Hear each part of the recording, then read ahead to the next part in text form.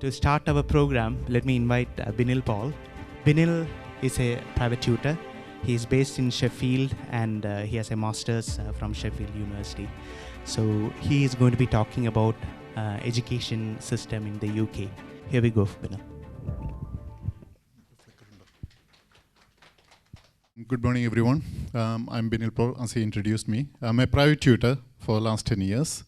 I have some experience with, tutoring. I'm not a regular teacher in the school, but still I follow all the news related with the education systems and school. It's a huge area, and it's a challenge for me to do that in half an hour. So I'll be focusing on the education system in the schools here in England, not Scotland or Wales. So that'll be my focus. In 1988, there was a Education Reform Act in England. And based on that, the government decided to have a standardized national curriculum here. The purpose of national curriculum was to standardize everything, to have a league of tables where the parents can compare the schools if they want to choose the right schools. The purpose of national curriculum was achieved from 1992 when they started the first national curriculum. Since then, there have been so many reforms. The latest one, which was in 2014, and that was being implemented a few years ago. And the first set of, say, GCSE exams started in 2017 onwards, and this is the third year they are doing the exams on the new national curriculum, based on the new national curriculum. I think most of you here know the different stages in the school here. It starts from foundation stage, which is called reception here. Then key stage 1 to 5. Key stage 1 and 2, that comes in the primary school. Key stage 3, 4, 5, that's a secondary school. Key stage 4 is the GCSE. Key stage 5 is called A levels. The next level will be the higher education, which is the university education. Key stage 3, the significance of key stage 3 has come down a bit because they abandoned the key stage 3 SATs exams in around 2009. Then nowadays, schools, they plan the whole GCSE right from year 7 onwards. Mostly they do GCSE from year 9, but nowadays some of the schools I know, they start planning for the GCSE right from year 7. Some of them criticize it. Some of them say that, okay, they can plan very well for the next 5 years for, to prepare the students for the GCSE exam, which is very important. And so that's key stage 4. So primary school, key stage 1 and 2.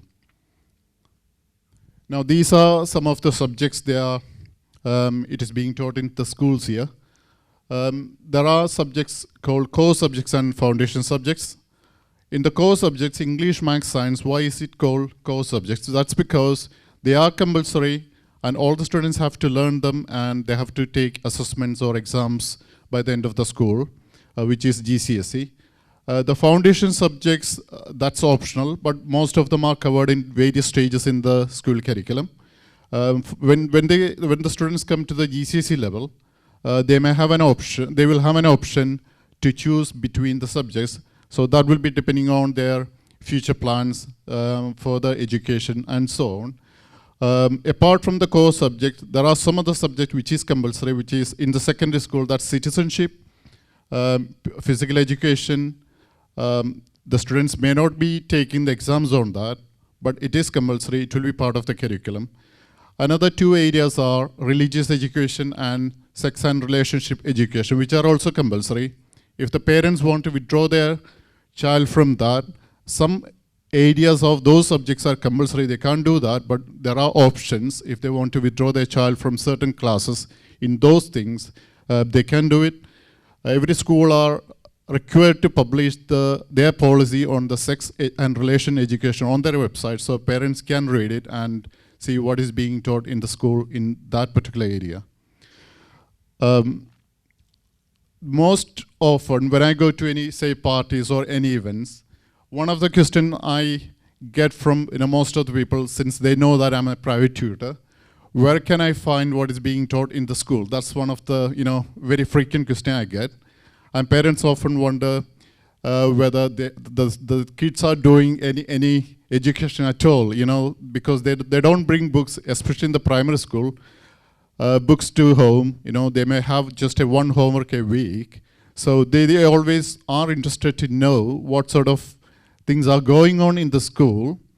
So the first suggestion from my side is to ask the teachers or even contact the school itself, and the best source will be the school website. Now, it is mandatory for the schools to publish the curriculum in their own website. So if you go back home, when you go back home, check the school website, and they will have the curriculum which is being followed in the school right there on the website. I think most of the people may not be bothered to look into the school websites, but I think most of the schools, they have very, very detailed description of what is being taught in the school. So that's very important.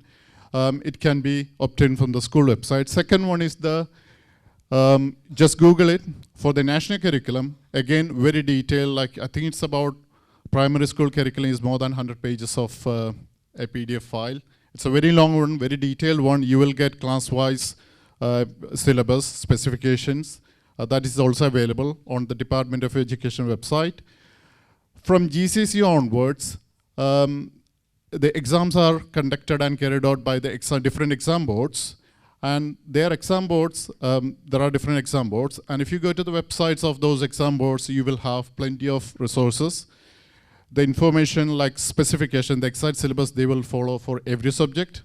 And second one, the past papers, samples papers, specimen papers, all these are available on the exam boards. So which is also another source for the curriculum. Then if you are not very, if you don't want to check internet or go to those websites, always from the shops you can buy textbooks, revision guides, and all these books are made on the basis of the national curriculum. So you can have a bit of confidence in those books, but it's not everything, but still it's a good source for all the information. Now the problem with the schools, not the problem, I will say a difference between the schools in India and in UK.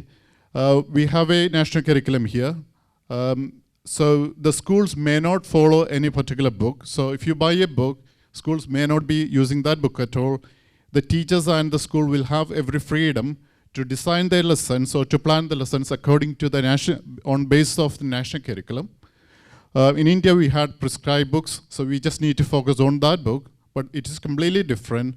There are good things about having this approach here, because I always find this very interesting, because the students can explore into the subject. It's not just based on one book. Instead, there are internet sources. They can explore into the particular subject to any level, and that's the beauty of the education system here. What I found interesting and very different to that we had in India. That's one of the best thing I found here. Now, this is a snapshot of Key Stage 1 curriculum. That's from one of the schools in Sheffield where my son attends. And it's not very clear, sorry. So just a brief idea of Key Stage 1 curriculum, but there are some other pages in which you can get very detailed information about what is being taught every term. Most of the schools provide it. So if the parent is not aware of what is happening this term in the school, I think they will have to go to their website, find out what is being taught in that particular area, say maths or even science or whatever it is. It will be available. Most of the schools publish it online.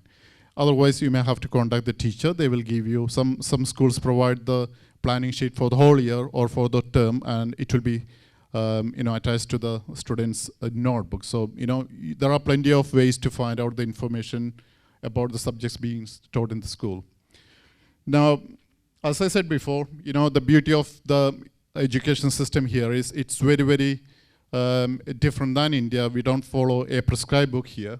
Now, again, there is another screenshot. It is the planning sheet for the school there. What they do is, in the primary school, they combine various topics into a thematic approach, or cross-curricular approach. The advantage is they can take a single topic. For example, when my daughter was in year 6 a few years ago, 2 years ago, the Summer Olympics was in Brazil, 2016. And what they did was, the theme for the whole term, one of the term was Amazon. They taught the science about biodiversity, rainforest, using Amazon. Then the geography of South America, the history, Mayan civilization, I remember that, Mayan civilization. So they did a lot around the same topic, and of course English will come along with that. Writing will be on the basis of that. I think they will have some reading comprehensions based on that. So the entire term was devoted to that. Even artwork will be based, art and music, and probably some music from that region. So everything will be based on that. Apart from Maths and English, they will put everything into a single theme, and that's one of the things. And then the students will learn how to apply, say, Maths in those things, like how to use science or how to relate, say, Amazon and science. How can you relate that? So they get that idea, and in future, when they're in a job, when they're in some profession, they know how to relate whatever they have learned in Maths or in science to some other aspects. So that's the advantage of having a cross-curricular approach here. And another one, this is from the Ofsted inspection report in the same school, primary school. And what the inspector noticed was, it was done in my son's classroom. They were learning about 2D shapes. And what the teacher did was, they used some Islamic buildings and the patterns on the buildings, and to relate with the 2D shapes, the patterns of the shape on the building. And in combining with that, the Maths topic, they did the history of Baghdad, and RE topic of Muslim faith. So, it's a very beautiful approach. Again, they are working they have to research they are learning how to research even in the primary school, to gather information, how to use it, how to relate different things. So that's one of the best things I found in the education system here. I never had such a thing in India. It's one of the, the best thing I found here. Again, when they move to the secondary school, there is more focused approach on each individual subjects. So in primary, they have some sort of cross-curricular approach, but in secondary, there will be separate lessons for different subjects. Say science, they will have chemistry, physics, biology lessons, geography, RE. In those subjects, if you want to get some information, again, they will be available on the website. Or national curriculum is not very much detailed as in the primary, but still information is available. Then when the students reach year 9 or 10, they will have to select the subjects for their GCSEs. And in the GCSE options evening, or during the GCSE options evening, the parents will be given information leaflets, which details everything, related to the subject they want to select. So this is one of the information sheet from a school in Sheffield. It says the exam board, the qualification, what sort of assessment they will take. So all the information will be provided to the parents and the kids, and so that they can choose the right course they want to do to continue their education. And again, for GCSE, most of the schools will provide some more information about what is being taught in every term. So that's from another school. I said about the exam boards, until year 9 or key stage 3, Department of Education, they do all the, manage all the education, but from year 9 or year 10 onwards, GCSE onwards, various exam boards will take over the either exam preparation, assessment, and that is done by different exam boards. The main 5 exam boards are AQA, OCR, I think you must have heard of them. Probably these days, GCSEs are on news many because of the exam, some of the weird questions they may face during the exams. Today morning I was reading about a biology question paper, GCSE, where students were asked to find the surface area of a cube, which is a maths question. People found it hard to, though they learn in maths syllabus, but when they appear in a GCSE biology paper, they are struggling a bit, so that sort of question. So it's made challenging, and these exam boards make those questions, and these are the exam boards, and they are regulated by Ofcal, which is another non-ministerial organization in UK. Coming to the assessment part, in India, I think when I say we always compare the things with India. In India, we have very, very regular timetables for the exams, but here in UK, it depends on the school. The school have choice or the freedom to choose the time for the assessment they do in the school, But the main assessment, like the SATs exams or the GCSE, there is a regular schedule.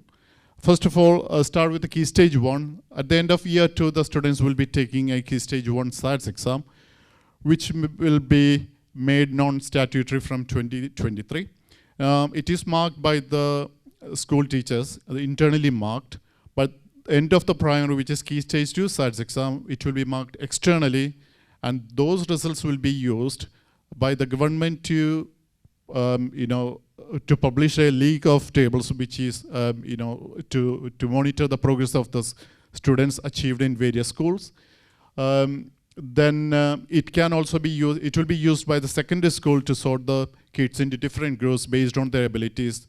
Normally they are sorted into higher ability and lower ability students, and it will be done on the basis of SATs and some of the tests they do in year 7 when they start the secondary school. GCSEs are taken year 11. Some schools enter their students for GCSEs in year 9 sometimes, 1 or 2 subjects, year 10, and mostly exams are taken in year 11. And more than there are roughly, depending on the number of subjects they take, it could be 22, even up to 25 exams they do at the end of year 11. I remember I did for GCSE in India just 12 subjects, so you can see the difference here. Parents complain that they don't have much to learn here. The reason they don't see people carrying a huge bag of books here. In India, we have probably 5 kilograms or 6 kilograms of books carrying on the back. But here, kids go just with 1 or 2 notebooks. So that resulted in some sort of impression that they don't do much in the school here. But still, when you hear the number of exams they take in year 11, you know how much they learn. And I'll come to some of the things later on about the assessments. So that's about GCSE exam and A-level exams, again, in year 13. Now, A-level and GCSE exams are going on now. Key Stage 2 exams just finished last Thursday.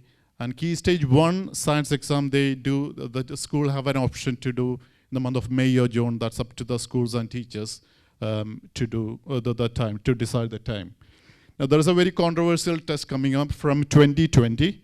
It's about a baseline test for 4-year-olds. It's very controversial because no one wants to test a 4-year-old about their abilities. They are just starting their school. So the purpose of that baseline test is to monitor the progress a child makes in the primary school. So they want to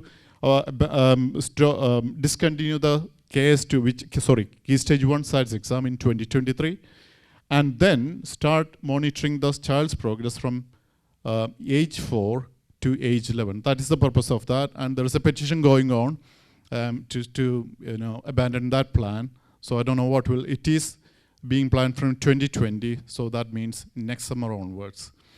Now, as I said before, Key Stage 3 SATs has been non-compulsory from 2009, but all the schools will do end-of-year assessments, almost all the schools.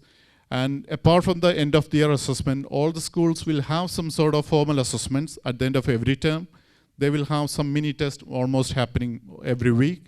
So assessments are going on continuous throughout the year, and there will be exams. And parents should be aware of that. Kids may not be sharing that information with you, but still it is happening, and it's a continuous process. And the main exams will be end of each course. Now, while during the parents' evening, the parents are presented with a report, their progress.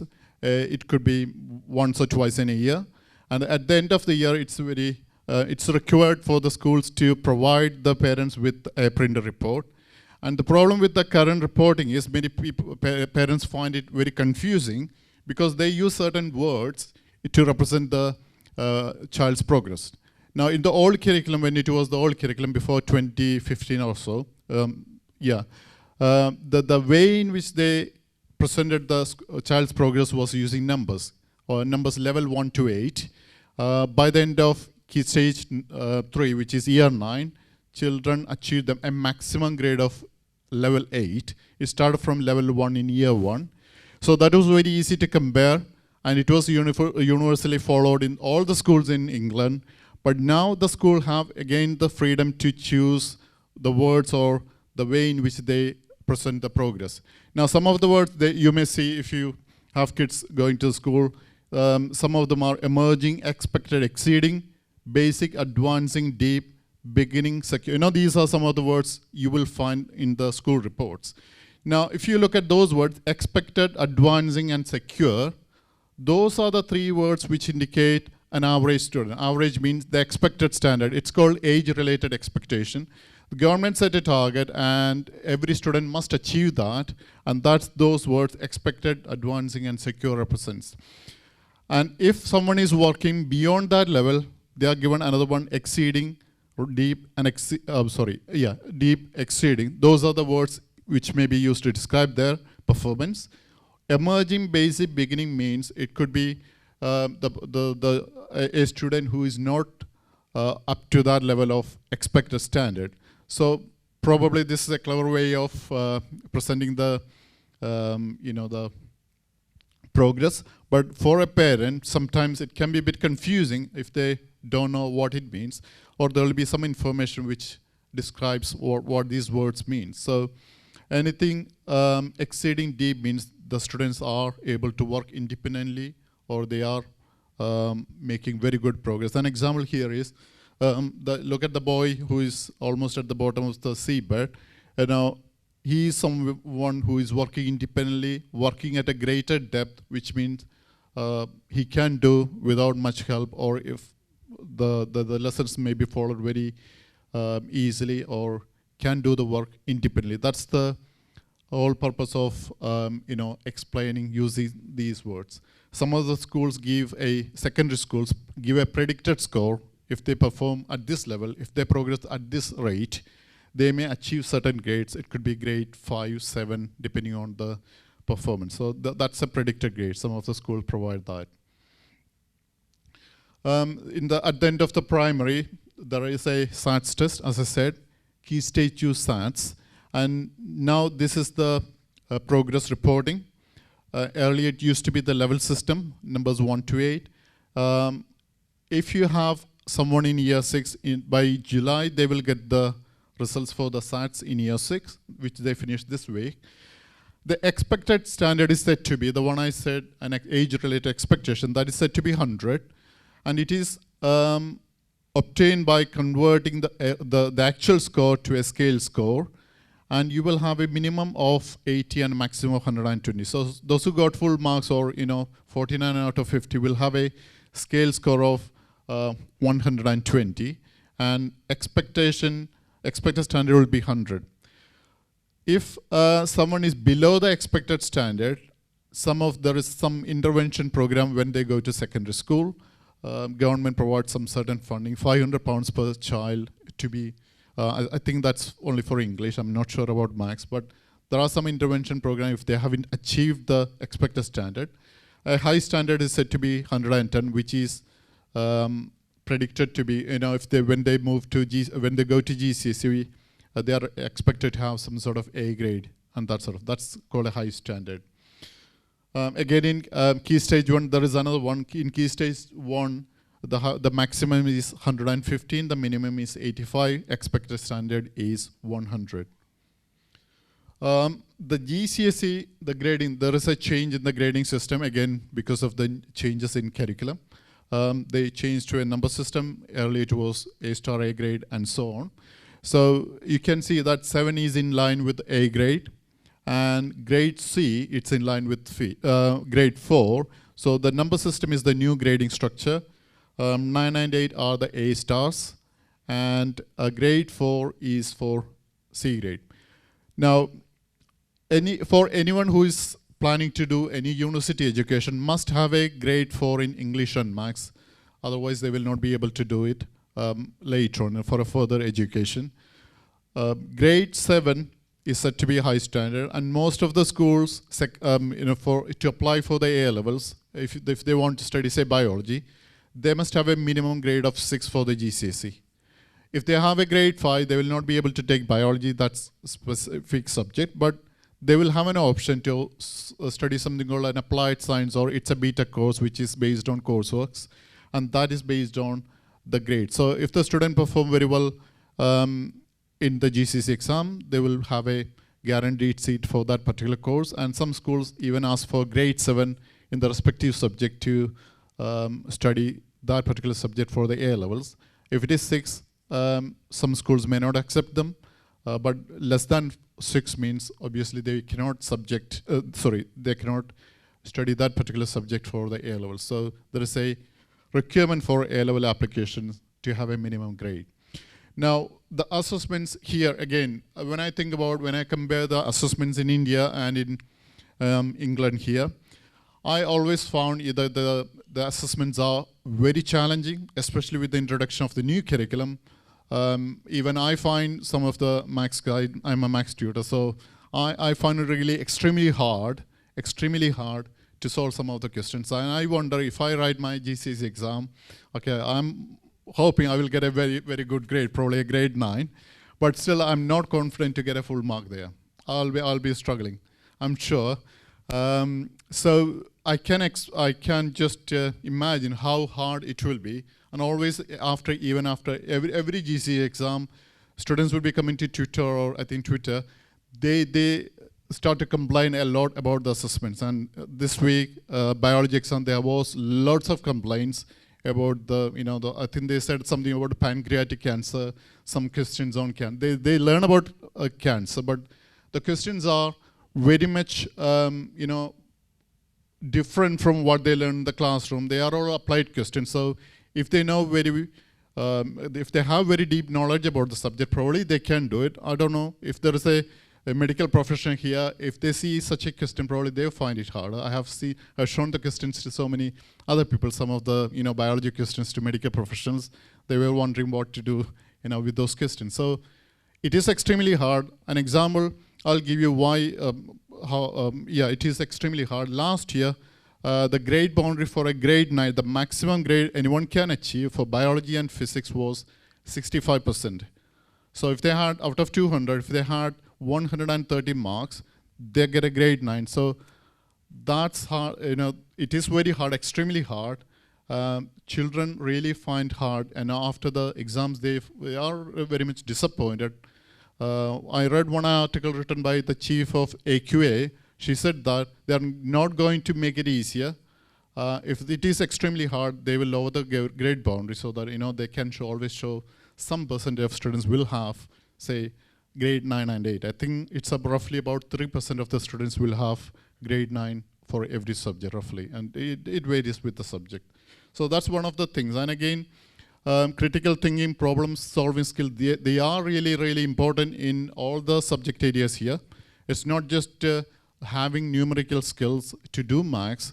They will have plenty of variety of questions from different fields, combining, say, probability and algebra and some of the questions. And one of the questions in 2015 or 16 was, it began with, if you search online, you'll find Hannah had an orange sweet. It's completely different. People didn't know that it was a probability question, or they couldn't figure out what sort of question. It was extremely hard. So the challenge in front of all the kids and the parents, to support them will be to how to tackle it. And again, right from the primary, they will have to do them. Sorry. So personally, I think that getting given a grade 9, but only getting 65% in a subject is a bit of a joke, in the sense that there must be some trigger that says to the government, either this paper is too difficult, or our schools aren't doing a good enough job. And just giving people a 9 or an 8 when they get 60 or 65%, it becomes meaningless, doesn't it?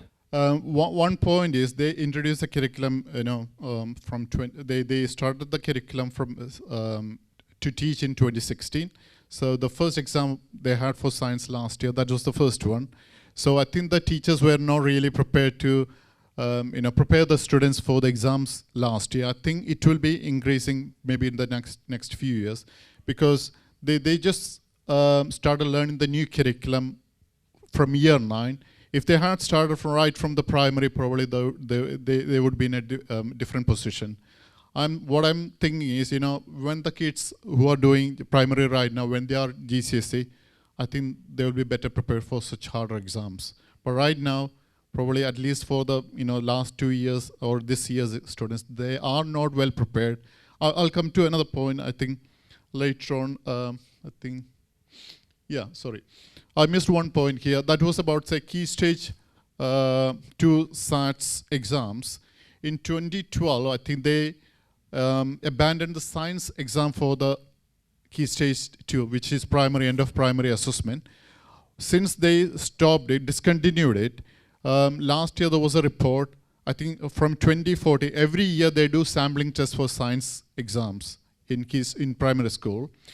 After they discontinued 2014 and 2016 and 2018, I don't know the results for 2018, but 2014, the percentage of students who achieved the expected standard, which is, I will say, an average performance, it was only 28% of the primary school kids in England, it's a sample, achieved that particular expected standard. Now, 2016, it dropped to 23%. And they did one last year, I don't know the result, I think it hasn't come out.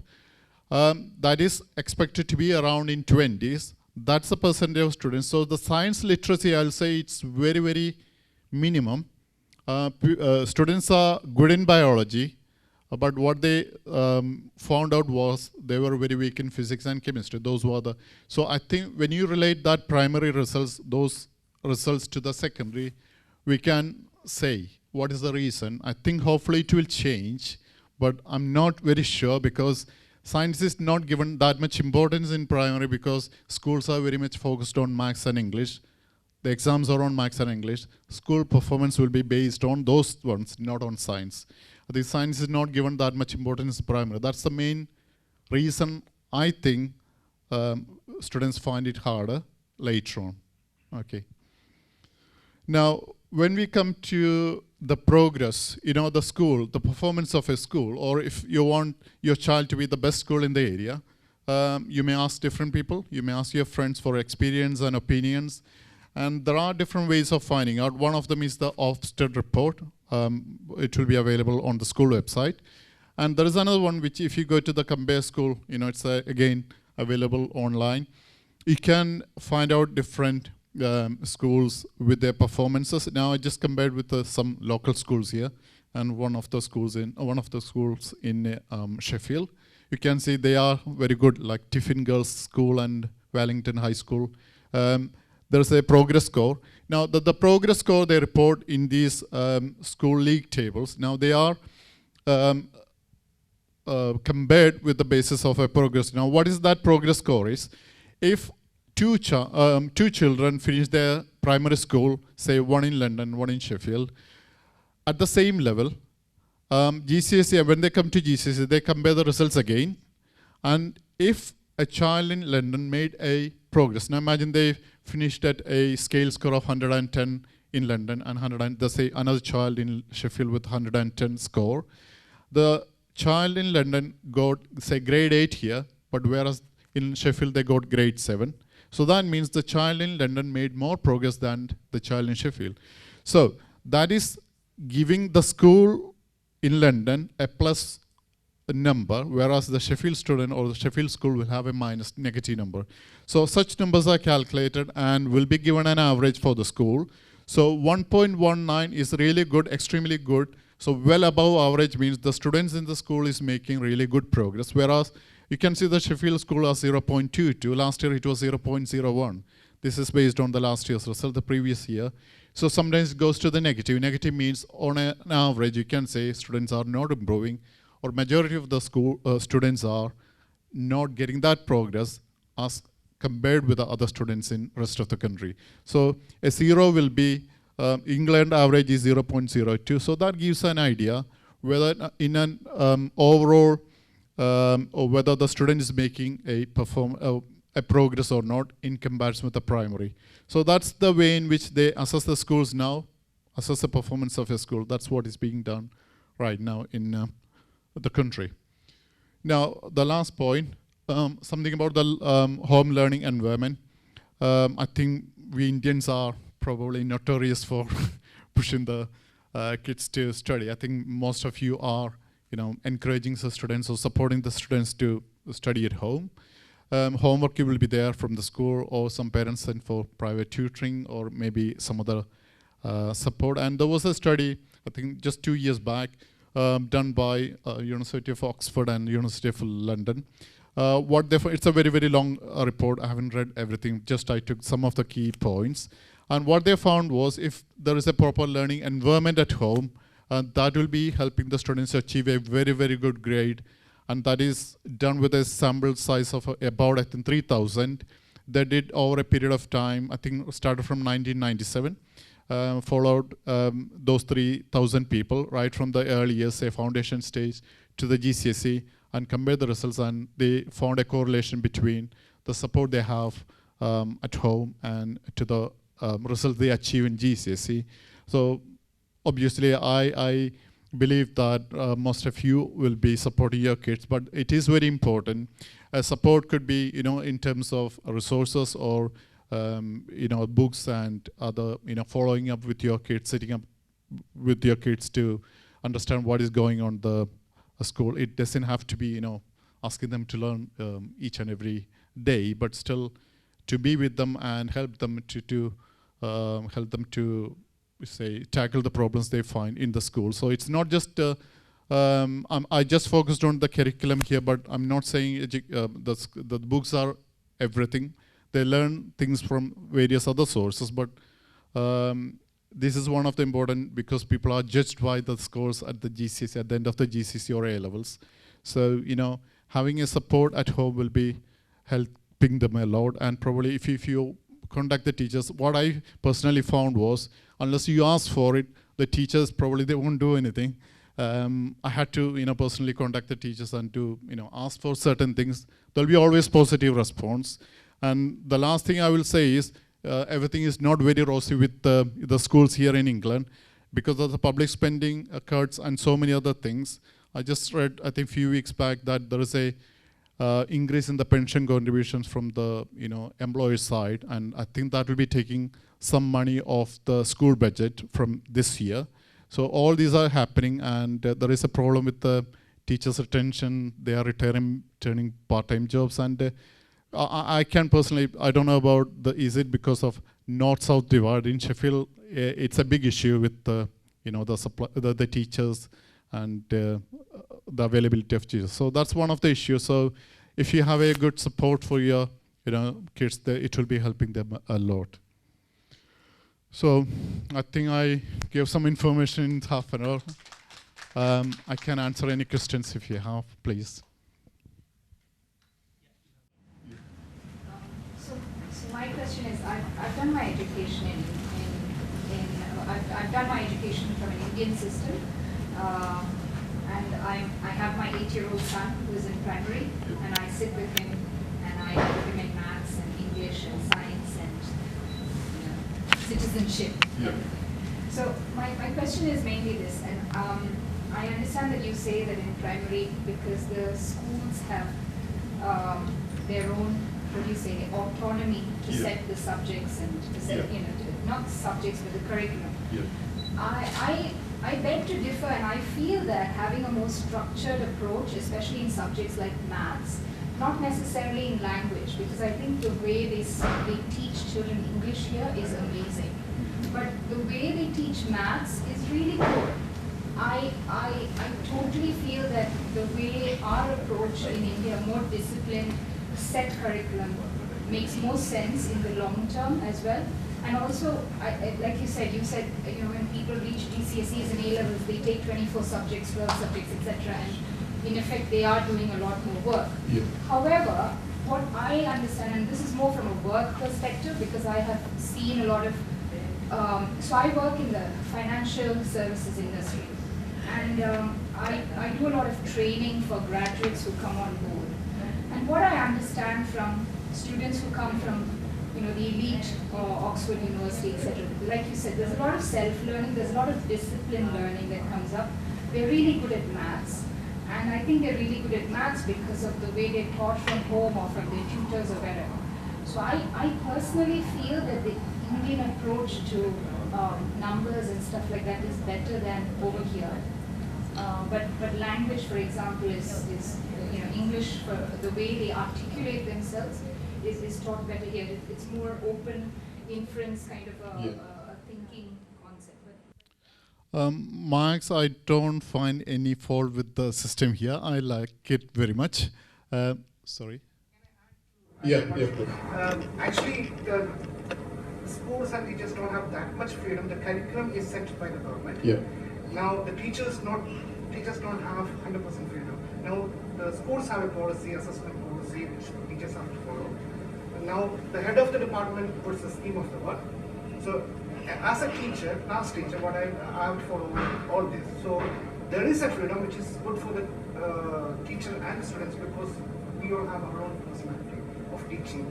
So, but still we are actually controlled by the scheme of work, the school policy and the national curriculum. So schools have to make sure that they are actually hitting the national curriculum, the points which are listed there, whatever way it takes, they have to achieve that, because exams are nationally conducted.